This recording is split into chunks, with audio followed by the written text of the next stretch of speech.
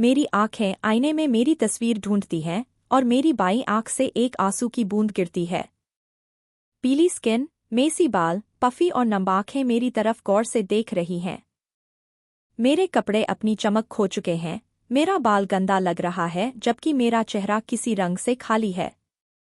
मैं अपने ही रिफ्लेक्शन से डर गई हूँ, इसलिए आईने से नजर हटाती हूँ और वापस बेड पर कूद जाती हूँ ताकि फिर से रोने लगूं। रोना, बस यही सब मैं इस पिछले हफ्ते से कर रही हूँ। उस रात के बाद उसने मुझे घर ड्रॉप किया और ऐसे गायब हो गया जैसे वो कभी हॉल में नहीं रहा। उसने मुझे अपने अस्तित्व का पैरामाउंट महसूस कराया, फिर मुझे किसी श्मैट की तरह फेंक दिया। मेरे जीवन में एक बार मैंने उम्मीद की कि शायद उसने अपना दिल मेरे लिए थोड़ा खोला। यह मैटर नहीं करता अगर यह सिर्फ एक छोटी सी होल होती, मैं इससे ज्यादा खुश होती। लेकिन ओह, मैं कितना गलत थी। मैंने कैसे भूल गया कि वो किसी ऐसे चीज का दरवाजा नहीं खोल सकती जो आज तक एग्जिस्ट नहीं करती। कोई भी नहीं कर सकता। इतना कितना बेचार था कि उसने सोचा भी कि उसके पास अभी भी एक दिल है जो उसने इसके इर्द गिर्द अनेक बैरियर्स बना के छुपा रखा है ताकि इसे सुरक्षित रखा जा सके। मुझे क्या चीज महसूस हुई थी कि मैं उस चीज को ठीक कर सकती हूँ जो काफी पहले ही विलीन हो चुकी है। शायद मुझे यह ट्रीटमेंट की जरूरत थी, यह समझने के लिए कि मैं उसके अंदर जो खोज रही थी वो अब वहां नहीं है। उसके इस शरीर में दिल नहीं है। मेरा स्टुपिड दिमाग शुरू में इसे समझ नहीं पाया, लेकिन अब उसने अपना लेसन अच्छे से सीख लिया है।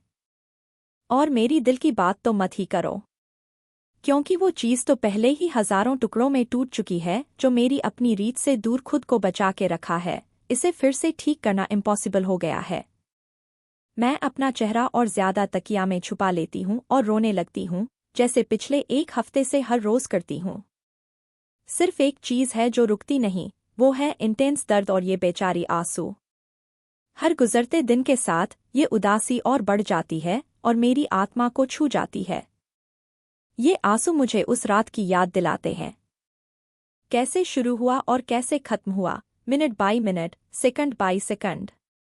उसने कहा था कि मैं उसकी हूं, तो फिर वो इंटीमेट मोमेंट के बाद मुझे क्यों अकेला छोड़ सकता है? मैंने कभी किसी को अपने साथ उस तरह टच करने नहीं दिया जैसे उसने हर बार मौका मिलने पर किया, क्योंकि वो आदमी था जिसके सपने मैंने तब से देखे थे जब से मैंने हार्मोन डेवलप किए थे। मैंने उससे अपना सब कुछ दिया, बॉडी और सोल, तो फिर वो क्यों चले गया? मुझे उस पर इल्जाम नहीं लगाना चाहिए, क्योंकि आखिर में मैं ही वो बेचारी थी जो सारी जिंदगी उसके पीछे भागती रही। मैं वो थी जिसने इंतजार किया और उम्मीद रखी कि उसे मौका मिलेगा जब मैंने सुना कि वो 5 साल पहले डाइवोर्स हो गया। मैं वो थी जिसने सभी ऑफर्स को रिजेक्ट किया बस क्योंकि मेरा स्टुपिड दिल उसके ख्यालों से धड़क गया। मैं वो थी जिसने उस छोटी सी मासूम क्रश को इतना बढ़ने दिया कि ये मेरी डेमाइस बन गई। और इस सब के बाद भी मैं उसे कॉल करती रही। मैंने उसे अनेक बार फोन किया लेकिन उसने नहीं उठाया, जब तक मैं आखिरकार उम्मीद नहीं खो गई और रुक नहीं गई। मैं जोरदार से सॉब करती हूँ और रोने लगती हूँ जब तक मैं सब कुछ भूल नहीं जाती और थोड़ी देर के लिए बेहोश नहीं हो जाती। नींद मुझे अपने वश में कर लेती है क्योंकि दर्द अब और सहना नहीं हो रहा और मैं एक ऐसे स्थल में घुस जाती हूँ जहाँ सिर्फ मैं हूँ, दुनिया से दूर, सबसे दूर। मैं अपनी ब्लैक कॉफी पीती हूँ और योगा करती हूँ ताकि खुद को शांत और सुरक्षित रख सकूं। अभी मुझे एंकर करना बहुत जरूरी है अगर मैं टुकड़े टुकड़े नहीं होना चाहती। मेडिटेशन और योगा के बाद मैं उठती हूँ और रिलैक्स करती हूँ, पहले बाथरूम की तरफ जाने से पहले। मैं एक क्विक शॉवर लेती हूँ और बाथरोब पहनकर बाहर आती हूँ। हेयर ड्रायर उठाकर मैं अपने गीले बालों को सुखाने लगती हूँ। मुझे अपने स्किन पर कुछ करने का मन नहीं है तो मैं सिर्फ थोड़ा मॉइस्चराइजर लगाती हूँ और तैयार होने लगती हूँ। क्योंकि मेरे पास जाने के लिए कोई जगह नहीं है, मैं सिर्फ एक simple white oversize T shirt और कुछ ब्लैक शॉर्ट्स पहनकर बैठे जाती हूँ। अपने आप को सेंस में रखने के लिए मैं अपना फोन उठाती हूँ और रथ से कॉल करती हूँ। वही एक ही व्यक्ति है जो अभी मेरे मूड को लिफ्ट कर सकता है। मैंने उसे उस हाउसवार्मिंग रात में हुए सभी बातें बताई हैं, लेकिन ज्यादा डिटेल्स नहीं दी वरना वो किलर स्प्री पर चली जाती और एकाक्ष को मार देती जब तक मैं अपनी आंखें भी ब्लिंक नहीं कर पाती। मैंने उसे सिर्फ कुछ टिडबिट्स बताए और एक एक्सक्यूज दिया कि वो कुछ इम्पोर्टेंट काम की वजह से चले गए और उसने इसे मान लिया। वह लगभग तुरंत फेसटाइम उठाती है और मुझे देखकर मुस्कुराती है। मैं उससे एक उदास मुस्कान देती हूँ और उसका मुस्कुराहट भी गिर जाता है। तुम्हें पता है, मुझे सच में तुम्हें ऐसे देखना बिल्कुल पसंद नहीं है। मैं तुमसे विनती करती हूँ कि अपने आप को संभालो और वैसे ही वापस आओ जैसे तुम थे। उसकी आवाज़ दूसरी तरफ से गूंजती है और मैं अपनी तरफ से सबसे नॉर्मल दिखने की कोशिश करती हूँ। मैं एक अच्छा रीज़न सोचती हूँ। 1 मिनट तक पहले रिप्लाई करने से मुझे उसकी याद आती है। बस इतना ही, और कुछ नहीं। 2 बातें। पहली, मुझे नहीं लगता कि वो तुम्हारी लायक है क्योंकि उसने तुम्हें तब छोड़ दिया जब तुम्हें उसकी ज़रूरत थी, वो भी इतनी खास रात के बाद। दूसरी, मुझे लगता है कि तुम मुझसे कुछ छुपा रही हो। तो अगर मेरा इंस्टिंक्ट सही है और तुम सच में मुझसे झूठ बोल रही हो, तो मैं तुम्हें पहले चाकू घुसूंगी और फिर उस आदमी के पीछे जाऊंगी जिसने तुम्हारा गलत किया है। ऐसा कुछ नहीं है। रिलैक्स, रच। मैं सबसे जेन्युइन मुस्कान देने की कोशिश करती हूँ, लेकिन मुझे पता है कि मैं पूरी तरह से फेल हो गई हूँ और उसने मुझे सीधा देख लिया। रच मेरे सबसे करीब लोगों में से एक है जिसे मैं सब कुछ बता सकती हूँ, लेकिन मुझे नहीं पता क्यों मैं उसे उस रात के बारे में सब नहीं बता पा रही हूँ। अगर तुम मुस्कुराने नहीं सकती तो दिखावा बंद करो, नहीं तो मुझे वहां पहुंचने में 1 घंटा भी नहीं लगेगा। मैं कुछ भी दिखावा नहीं कर रही हूँ, बस मुझे उसकी बहुत याद आ रही है। चुप हो जाओ, बिच। तुम बिल्कुल दिखावा कर रही हो, तो ये सब बंद करो। तुमने मुझे रच बुलाया बेबी या बे की जगह और तुम एक्सपेक्ट करती हो कि मैं तुम्हें यह मानूं कि तुम कुछ भी दिखावा नहीं कर रही हो। अब मुझे माफ कर दो, बेबी। तुम्हें करना चाहिए। अब चलो तुम्हारे, मुझे उसकी याद आ रही है, प्रॉब्लम का कुछ सॉल्यूशन ढूंढते हैं। इसका कोई सॉल्यूशन नहीं है। हम एक्चुअली है। क्या? क्यों नहीं तुम उस इंटर्नशिप को शुरू करती जो तुम्हें पिछले महीने ऑफर हुई थी? मेरे हिसाब से ये तुम्हें डिस्ट्रैक्ट करेगा और इससे तुम उसकी याद कम करोगी, साथ ही तुम कुछ सीखने भी मिल जाएगा। मैं तुमसे सहमत हूँ, लेकिन तुम्हें पता है कि मैंने पहले से ही एडलबर्ग के साथ मूवी के लिए डील साइन की है और मुझे उस पर भी फोकस करना होगा 1-2 हफ्ते बाद।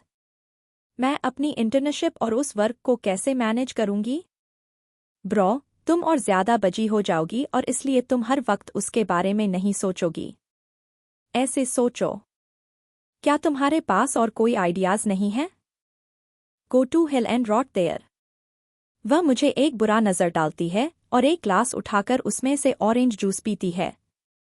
मैं उसके रिमार्क पर हल्का सा हंसी लेती हूँ और इस पर सोचने लगती हूँ। वह गलत नहीं है, जितना ज्यादा काम उतना ही बजी मैं हो जाऊंगी और इसलिए उसके बारे में नहीं सोचूंगी। और मैं तो इंटर्नशिप शुरू करने का सोच रही थी क्योंकि यह तो सबसे बड़ी राइटिंग फर्म में काम करने का मौका है। तुम्हें पता है क्या, मैं इंटर्नशिप ले रही हूँ। देखो, मैंने कहा था। तुम्हें सच में मेरे पैर चाटने चाहिए इन सब अच्छे आइडियाज को सजेस्ट करने के लिए। वह अपने बालों को घुमाती है और गर्व से कहती है, तुम्हें मेरे पैर चाटने चाहिए क्योंकि मैंने तुमसे दोस्ती करने का फैसला किया। इस पॉइंट पर मुझे सच में मर जाना चाहिए क्योंकि इस दुनिया में किसी को भी मेरी परवाह नहीं है। सभी हमेशा मुझे तंग करना और मुझे परेशान करना पसंद करते हैं। वो थोड़ा शांत हो जाओ, लड़की। ये क्या चल रहा है अब? मुझे इस पर मत शुरू करना। हमारे लॉ फर्म के ओनर को याद है। उस बिच ने मुझे मंडे को अपने ऑफिस बुलाया और तुम्हें नहीं पता क्या हुआ। उसके बाद उसने मुझे पूरा गॉसिप दिया कि कैसे वो आदमी उसे जर्क लगा, और उसके शब्दों में, एक हैंडसम मदर किंग जर्क। मैं उसकी हर बात ध्यान से सुन रही हूँ और जब वो खत्म करती है तो मैं उसे एक स्म के साथ देख रही हूँ। तुम दोनों की केमिस्ट्री तो लिटरली बहुत अच्छी है। ट्रस्ट मी, मैं उसका फिजिक्स और बायोलॉजी भी खत्म कर दूंगी अगर मैं उसे अपने 10 मीटर के रेडियस में देखूं। LMAO। मैं सच में इन XY क्रोमोसोम्स से इतनी तंग आ चुकी हूं कि मैं तुम्हें एक्सप्लेन भी नहीं कर सकती। उस बेबी, ये क्यों एक्सिस्ट करते हैं फिर? क्योंकि ऐसे ज़रूरतें हैं जो सिर्फ ये ही पूरी कर सकते हैं। कोई बात नहीं। सुना, बाद में कॉल करूंगी। एक XY क्रोमोसोम मुझे बुला रहा है और अगर मैं उसे नहीं उठाती तो मेरी ज़रूरतें पूरी नहीं होंगी। Bye, love. इसके साथ उसने जल्दी से कॉल काट दिया और मैं लगभग हंसी छुपाने लगी। यह मुझे उसमें पसंद है, मैं चाहे कितनी भी उदास हो, वो सिर्फ मुझसे बात करेगी और मुझे इससे निकाल लेगी बिना किसी कोशिश के। वो तो मेरी अपनी है। मैं फ्लोर टू सीलिंग विंडोज के बाहर देखती हूँ और देखती हूँ कि धूप बेहतरीन है। मुझे कुछ नहीं करने का मन नहीं है तो मैं बस बिस्तर पर लेट जाती हूँ और नींद मुझ पर छा जाती है। जब तुम अंदर से खुश नहीं होते तो आलस्य तुम्हारे रक्त में चढ़ जाता है।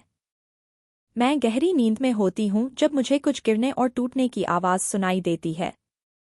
मेरी आंखें तुरंत खुल जाती हैं और मैं सीधी बैठ जाती हूँ और अपने आसपास देख रही हूँ।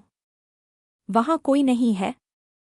मैं गहरी सांस लेती हूँ और मेरी सोच अचानक सबसे बड़ी संभावनाओं की तरफ चलने लगती है।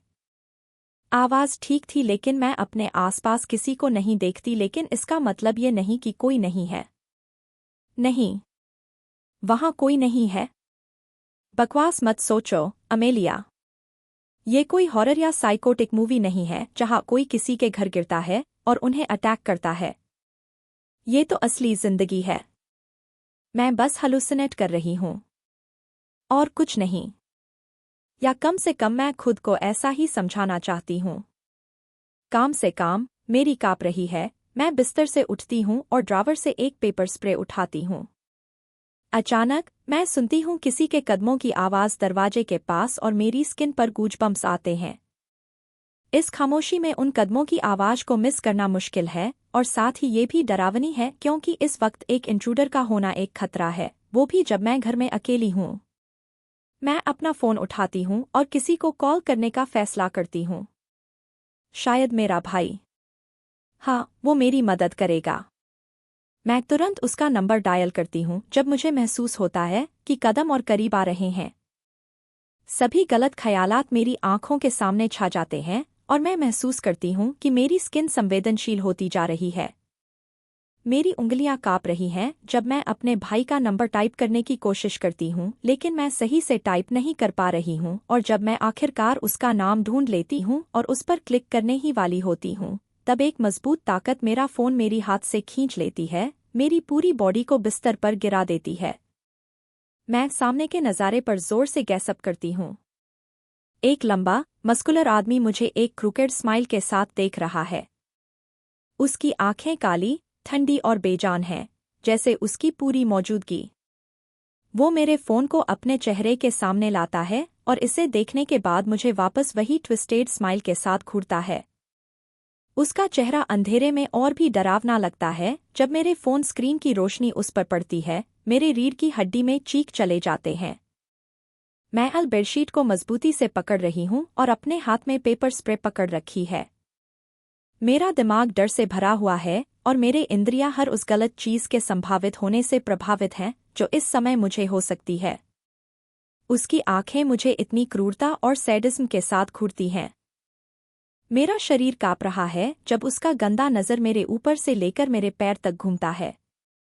मुझे यहाँ से भाग जाने का ऑलमोस्ट 0 चांस है। मुझे बिल्कुल दिखाई दे रहा है कि उसने तुम्हें क्यों पसंद किया है, वो आखिरकार अपनी काली और गहरी आवाज़ को कमरे में गूंजने देता है। मेरा दिल एक पल के लिए रुकता है, फिर वो आवाज़ सुनने के बाद फिर से धड़कने लगाता है जो सिर्फ बुराई से भरी होती है। वह what are you doing here and who are you? मेरी आवाज़ डर से काँप रही है। उसके होंठों से एक गंदा चक्ल निकलता है और वो एक बार अपना सर हिलाता है जैसे वो मुझे सीधा कर रहा हो। तुम्हें ज्यादा चिंता इस बारे में करनी चाहिए कि मैं तुम्हारे साथ क्या करने वाला हूँ, बजाय इसके कि मैं कौन हूँ। तुम मेरे घर कैसे आए? मैं धीरे धीरे अपनी पोजीशन से उठती हूँ और पीछे की तरफ स्लाइड करती हूँ, उसे भागने और कुछ समय खरीदने की कोशिश करते हुए ताकि उसे डिस्ट्रैक्ट कर सकूं। मैं अपने फाइट और फ्लाइट हार्मोन्स को समर्पित कर चुकी हूँ और जो कुछ भी मैं कर रही हूँ वो उन्हीं से कंट्रोल होता है। वो अपने उंगलियों से मेरे स्क्रीन पर इस तरह से ग्लाइड करता है जैसे वो खुद को कुछ करने से रोक रहा हो। तुम बहुत खूबसूरत हो। तुम्हारे साथ बहुत मज़ा आने वाला है। उसकी आवाज़ लस्ट और वेनम से भरी हुई है, जैसे वो एक शिकार का इंतजार कर रहा हो और उसने आखिरकार उस पर नज़र डाल ली है। मैं थोड़ा और स्लाइड करती हूँ और आखिरकार बिस्तर से नीचे उतरती हूँ। अब उसके सामने बिस्तर के विपरीत साइड पर खड़ी हूँ। तुम पागल हो। अभी मेरे घर से चले जाओ, नहीं तो मैं चीख चीख कर मदद बुलाऊंगी। मैं खाली धमकी देती हूँ जो मुझे भी पता है कि मुझे नहीं बचा सकती। मुझे देखना पसंद है जब तुम चीखती हो, लेकिन जब तुम मेरे नीचे होती हो तब करो। बस एक अच्छी छोटी स्लट की तरह। तुम्हें इस्तेमाल करने के बाद तुम्हें मारना एक दुख होगा, क्योंकि तुम मेरे लिए एक परफेक्ट सेक्स डॉल बन जाओगी। वो गंदी बातें करता है और उस संभावितता के सोचने से मेरी आंखों में तुरंत आंसू आ जाते हैं। मैं अपने होठों को कठोर से काट रही हूँ, रूठने से रोकने की कोशिश करती हूँ। तुम्हारे दिमाग का दही हो गया है। तुम कभी भी मुझे नहीं पा सकते। मैं चीखती हूँ और अपनी जान के लिए तुरंत भाग जाती हूँ। मेरे रूम का दरवाज़ा पहले से खुला है, तो मैं बाहर की तरफ दौड़ती हूँ, लेकिन मैं इसे क्रॉस करने से पहले ही उसके हाथ मेरे पास आते हैं और मुझे मेरी कमर से पकड़ लेते हैं। मुझे ज़मीन से पकड़कर कठोर तरीके से उठाते हैं और फिर मेरी पूरी बॉडी को ज़मीन पर फेंक देते हैं। मेरे होठों से एक छोटी सी वेल निकलती है जब मेरा एल्बो हार्ड सरफेस से टकराता है, लेकिन मैं रिएक्ट नहीं करती और उठने की कोशिश करती हूँ। वो मुझे पेट पर किक करता है और इस बार मैं चीखती हूँ और अपने एब्डोमेन को पकड़ लेती हूँ। वो रुकता नहीं है और ज़मीन पर आकर मुझे मेरे बालों से पकड़ लेता है और अपना चेहरा मेरे करीब लाता है। तुम मेरे सामने नहीं भाग सकती, नहीं तो मुझे तुम्हारे गोड्डम लेग्स तोड़ने में 1 सेकंड नहीं लगेगा और तुम्हें चदा दूंगा। वो गुस्से से बोलता है जब वो मेरी हेड को सबसे करीब के दीवार पर मार देता है। मैं जोर से चीखती हूँ और अपने सिर को पकड़ लेती हूँ जब दर्द महसूस होता है। लेकिन फिलहाल फिजिकल पेन मुझे उतना नहीं हर्ट करता जितना उसकी अगले मूव का डर मेरी आत्मा को डरावा देता है। वो मुझसे करीब होता है और अपने एक हाथ से मेरे हाथ को साथ में पकड़ लेता है, फिर अपने गंदे हाथ को मेरे बॉडी पर ले जाता है। पहले वो मेरे बाहों को छूता है, फिर मेरे पेट को और फिर ऊपर की तरफ चलने लगता है। मेरी आंखों से आंसू बहते हैं जब उसका हाथ रुकता नहीं है और सीधा मेरे ब्रेस्ट के नीचे क्रॉल करता है। पाई प्लीज नो। डी डोंट हु हर्ट मी। पीपली प्लीज। मैं उससे सब कुछ कहती हूँ, लेकिन वो नहीं रुकता। उसकी जगह वो मुझे घूरता है और हंसी मारता है। उसके चेहरे पर एक सैडिस्टिक स्माइल है जब वो बेशर्म तरीके से अपने हाथ ऊपर ले जाता है और मेरे ब्रेस्ट को अपने पाम में पकड़ लेता है। मुझे शर्म आती है और मैं अगले पल मरना चाहती हूँ। वो नहीं रुकता और उन्हें कठोर तरीके से दबाता है। मेरे होठों से सॉब्स निकलते हैं, लेकिन उसके एक्शन नहीं रुकते। वो एक ब्रेस्ट से दूसरे ब्रेस्ट पर जाता है और उन्हें दबाता रहता है, हंसी मारता है और ग्रिन करता है जब वो यह करता है। मुझे लगता है मैं तुम्हें नहीं मारूंगा क्योंकि यह कितना अच्छा महसूस हो रहा है। वो गहरी सांस लेता है जैसे वो किसी नशा की खुशबू ले रहा हो। मुझे नहीं पता क्या सोचती हूँ, लेकिन मैं सोचती हूँ कि सब कुछ के लिए एक आखिरी बार कोशिश करनी चाहिए और अपनी सभी ताकत से मैं उसके बॉल्स पर किक करती हूँ और उसे धकेलती हूँ। पहले अपना फ़ोन उठाकर उससे पास से और अपनी जान के लिए पेंटहाउस से भाग जाती हूँ। सॉब्स मेरे होठों से 1 सेकंड के लिए नहीं निकलते जब मैं भागती हूँ। मैं पेंटहाउस का दरवाज़ा बंद करती हूँ और 2 बड़े वासेस जो मैं हॉलवे में देख रही हूँ, उन्हें अपने दरवाजे के सामने रख देती हूँ। सब कुछ मेरे सामने ब्लर्ड है जब मैं अपने रास्ते पर दौड़ती हूँ। मैं एलिवेटर लेती हूँ और सीधा बेसमेंट का बटन प्रेस करती हूँ। इम्पल्स ही सिर्फ मेरी बॉडी में बची है मुझे एक्शन लेने के लिए, क्योंकि मुझे पता है अगर मैं रुकी तो वो मेरी आत्मा को छीन लेगा और उसे डेविल को दे देगा। वो डेविल्स भी इतने बुरे नहीं हैं जितने ये मॉन्स्टर्स इंसानी शरीर में बंद हैं। मेरा शरीर काँप रहा है क्योंकि मैं अपने क्राइस को नहीं रोक सकती। अचानक कुछ मेरे दिमाग में आता है और मैं अपना फ़ोन उठाती हूँ, फिर उसका नंबर डायल करती हूँ क्योंकि किसी वजह से मुझे लगता है सिर्फ वो मुझे इससे निकाल सकता है। मैं उसके उठने का इंतज़ार करती हूँ, लेकिन वो नहीं उठता। जब मैं आखिरकार उम्मीद खो देती हूँ, जब कॉल लास्ट रिंग पर कटने वाली होती है, वो आखिरकार उठता है। मैं उसे बोलने का एक पल नहीं देती क्योंकि मेरी आवाज़ मुझे धोखा देती है और मैं उससे बेग करती हूँ। वो मुझे मार देगा। कृपया मुझे बचाओ, अक्ष। इससे पहले कि मैं और कुछ कहूँ, कॉल डिस्कनेक्ट हो जाता है और मैं देखती हूँ कि मेरा फ़ोन पहले से ही डेड है। मैंने सोचा था कि इसके बाद एड्रियन को कॉल करूंगी लेकिन अब मैं नहीं कर सकती। एलिवेटर का दरवाज़ा खुलता है और मैं इस बड़े और अंधेरे बेसमेंट में छिपने की जगह ढूंढने के लिए दौड़ती हूँ। मुझे एक बूथ टाइप का कोना दिखता है और मैं तुरंत उसकी तरफ दौड़ती हूँ लेकिन अचानक रुक जाती हूँ। वो एक आसान जगह हो सकती है और वो मुझे जल्दी से ढूंढ लेगा। मैं एक डोर कोने की तरफ दौड़ती हूँ और कुछ पुरानी गाड़ियों के पीछे छिप जाती हूँ जो यहाँ नहीं जानती कब से हैं और ये अभी मेरी प्रायोरिटी नहीं है। मैं झुक जाती हूँ और फ़ोन को अपने दिल से लगाती हूँ, फिर अपने होठों पर हाथ रखकर अपने नहीं रुकने वाले सॉब्स को कंट्रोल करने की कोशिश करती हूँ। उम्मीद है कि एकाक्ष मेरी तरफ आएगा जब तक वो पागल मुझे नहीं ढूंढ लेता, अभी भी मेरे दिल में है और यही मुझे जिंदा रखा हुआ है। यहाँ छिपते हुए लगभग आधा घंटा हो गया है और मुझे बेसमेंट में हरकतें महसूस होती हैं। कभी कभी वो चीखता है और कुछ गाड़ियों के बोनट पर मार रहा है लेकिन मैं अभी भी कोई आवाज़ नहीं करती। अभी तक वो इस एरिया के पास नहीं आया है लेकिन ये कोई ज्यादा देर नहीं है जब वो वाकई में आने वाला है। मैं धीरे से झुकने की पोजीशन से थोड़ा उठती हूँ ताकि देख सकूँ वो सच में कहाँ है और अपने तेजी से धड़कते दिल को थोड़ा शांत कर सकूँ।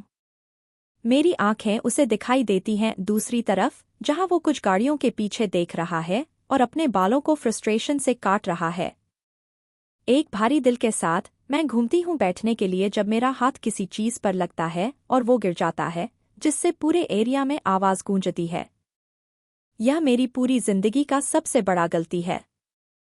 मेरे हाथ फिर से पसीना छोड़ने लगते हैं जब आंखें आंसुओं से भर जाती हैं और सॉब्स मेरी गला में नहीं रुकते। वेल हेलो देयर, स्वीटहार्ट, वो चीखता है और मैं महसूस करती हूँ कि उसकी कदम मुझे करीब आ रही हैं। मैं उठने और दूर जाने की कोशिश करती हूँ लेकिन अब वो बहुत करीब है। अब कोई भगवान नहीं है। मेरा सेवियर मेरे लिए नहीं आया। आज मेरा आखिरी दिन है और मैं सबसे भयावह मौत मरने जा रही हूँ। मैं अपनी आंखें बहते देखती हूँ क्योंकि मुझे पता है कि अब मुझे कुछ नहीं बचाने वाला। ये मेरा नसीब है। वो उस सैडिस्टिक स्माइल और आंखों में क्रुएल्टी के साथ मुझे करीब आता है जो किसी भी आत्मा को डर से कांप सकती है। मैं 2 कदम पीछे हट जाती हूँ जब मेरी पीठ दीवार से लगती है। वो अपनी कदम में कोई स्लोडाउन नहीं करता और मुझे और करीब आता है। क्या तुम भागते भागते थक गई हो या क्या तुम मुझे और टेस्ट करना चाहती हो? क्योंकि अगर तुम ऐसा करती हो तो तुम्हारे पास कोई ऑप्शन नहीं बचा है, स्वीटहार्ट। मैं तुम्हें इस कठोर ज़मीन पर अभी रोचदने वाला हूँ, वो गुस्से से बोलता है और मुझ पर झाड़ता है। मैं तुरंत अपनी आंखें बंद कर लेती हूँ, उसके इम्पैक्ट का इंतज़ार करते हुए लेकिन वो कभी नहीं आता। इसकी जगह एक जोर की आवाज़ सुनाई देती है जो मुझे आंखें खोलने पर मजबूर करती है और मैं देखती हूँ कि उसका बॉडी ज़मीन पर गिरा है। वो नहीं मारा गया है लेकिन उसकी माथे से खून बह रहा है। मैं अपना नज़र आगे डालती हूँ और अपने आँखों के सामने सबसे आरामदायक नज़ारा देखती हूँ। मैं उसकी तरफ दौड़ती हूँ और अपने आप को उसकी गोद में सरेंडर करती हूँ जब सब कुछ बंद हो जाता है और मैं काला देखने लगती हूँ।